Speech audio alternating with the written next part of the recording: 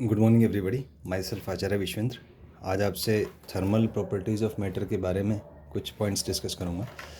सबसे पहले introduction parts का डिस्कस करेंगे। इंट्रोडक्शन में फर्स्ट पॉइंट है, heat was suppose to be a form of fluid. Initially ऐसा माना जाता था कि हीट एक फ्लूइड के जैसा है, एक लिक्विड के जैसा है, जो कि हॉट बॉडी से कोल्ड बॉडी में ट्रांसफ़र होता है। उस समय के इनिशियली जो अजम्पशंस थे वो ये थे, but later it was experimentally proved by James joule that heat is a form of energy in transit. तो हीट जो है एक एनर्जी का फॉर्म है जो ट्रांजिशन में है। ट्रांजिशन मतलब जब ट्रांसफ़र हो रहा है हाई टेम्परेचर से लो टेम्परेचर पे, तो उस समय जो एनर्जी ट्रांसफ़र होता है उसी को अपन हीट कहते हैं।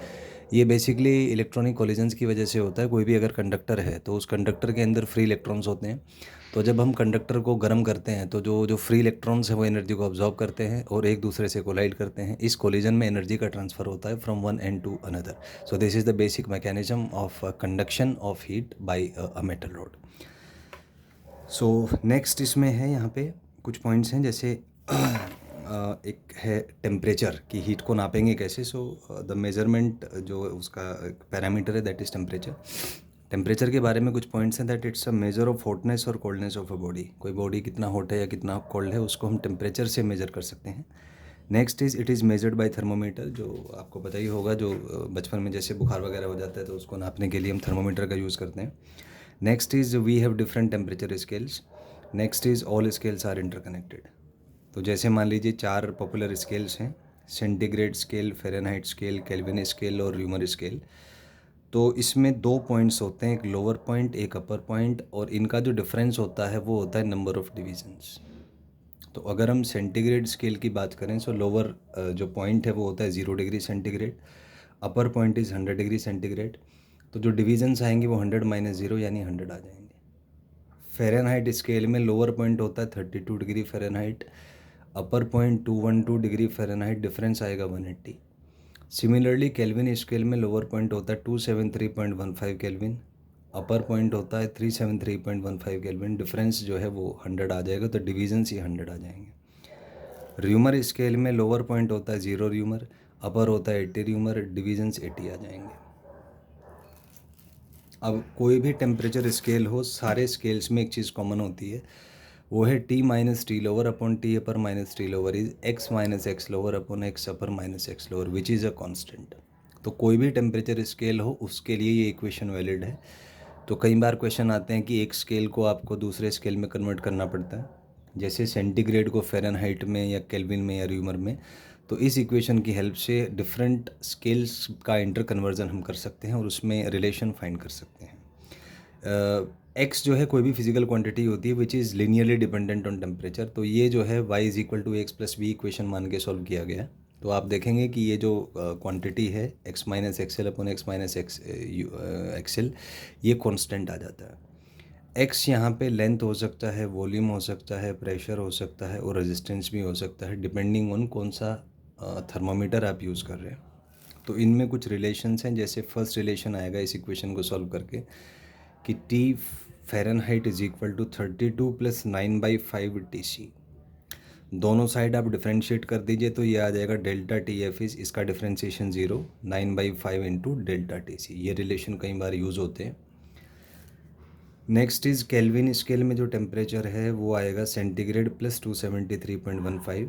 डिफ्रेंशिएट कर दीजिए तो डेल्टा T के is equal to delta TC आ जाएगा। Next is temperature in centigrade scale is 5/4 temperature in Reaumur और delta TC is 5/4 delta TR। एक रिलेशन ये भी है। नेक्स्ट है पॉइंट, यहाँ पे अगर हम इनके बीच का जो रिलेशन है उसको ग्राफिकली थोड़ी सी एनालिसिस करें तो हम देख सकते हैं TF और TC जो ग्राफ होगा वो कुछ स्ट्रेट लाइन आएगा। एंगल मान लीजिए थीटा है तो tan थीटा 9/5 आ जाएगा।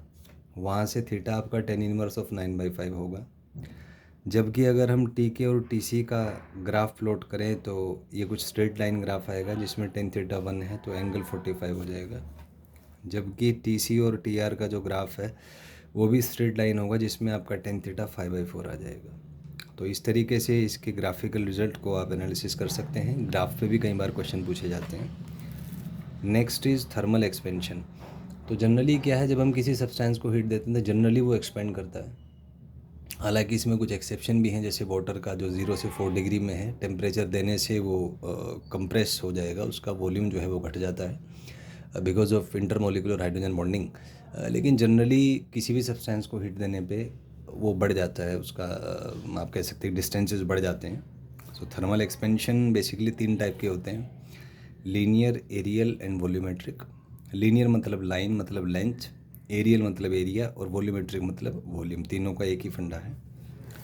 नेक्स्ट इसमें एक पॉइंट है जिसको कहते हैं हम हीट। सो हीट, जैसे कि मैंने आपको बताया, heat is a form of energy in transition. यहाँ पे एक कॉन्सेप्ट है कि हीट को 2 तरीके से आप कैटेगराइज कर सकते हैं। One is specific heat, another is latent heat. Specific heat हम यूज़ करेंगे जब टेम्परेचर चेंज होता है, और लेटेंट हीट यूज़ करते हैं जब स्टेट या फेस चेंज होता है। लेटेंट का मतलब ही हिडन है, मतलब टेम्परेचर में चेंज नहीं होता।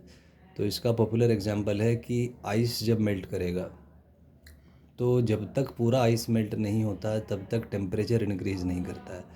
आप चाहें तो एक्सपेरिमेंट कर सकते हैं कि एक रसोई में आप गैस बर्नर के ऊपर एक बर्तन में बर्फ़ रखिए, उसको गर्म कीजिए, तो जब तक पूरा आइस मेल्ट नहीं होगा आप उसके अंदर हाथ डाल के देख सकते हैं कि टेम्परेचर नहीं बढ़ेगा, 0 डिग्री ही रहेगा, क्योंकि उस समय केवल स्टेट चेंज हो रहा है। तो जो एनर्जी आप दे रहे हैं आइस को, वो डायरेक्टली इसका स्टेट चेंज करने में यूज़ हो रही है।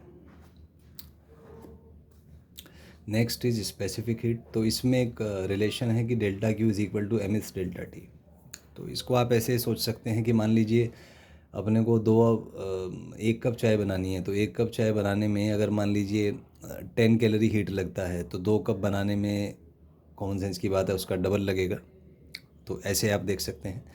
तो अगर किसी सब्सटेंस को हम हीट कर रहे हैं, उसका मास m है और उसका टेम्परेचर डेल्टा टी से इंक्रीज होता है, तो delta Q is equal to M S delta T relation से आप निकाल सकते हैं कि कितना हीट उसको देना पड़ेगा।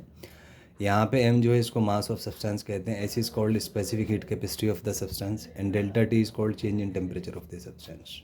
तो यहाँ से आप क्वेश्चन सॉल्व कर सकते हैं। Next question is s is equal to delta Q by M delta T आ जाएगा।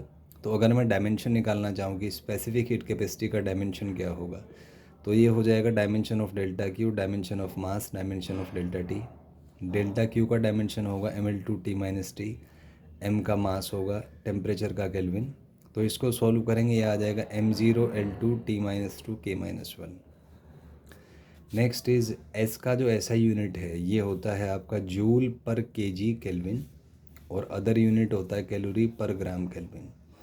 कुछ स्टैंडर्ड एग्जांपल्स लूँगा, जैसे वाटर का जो स्पेसिफिक हीट है वो होता है 1 calorie per gram per degree centigrade, ice का 0.5 calorie per gram per degree centigrade, और स्टीम का जो है 0.48 calorie per gram per degree centigrade. Next is during melting और boiling temperature remains constant, delta T 0 होता है। तो अगर डेल्टा टी 0 है तो उसका स्पेसिफिक हीट इन्फिनिटी को टेंड करेगा। ये एक स्टैंडर्ड सा क्वेश्चन है जिसको कई जगह आप यूज़ कर सकते हैं। Thank you and have a nice day.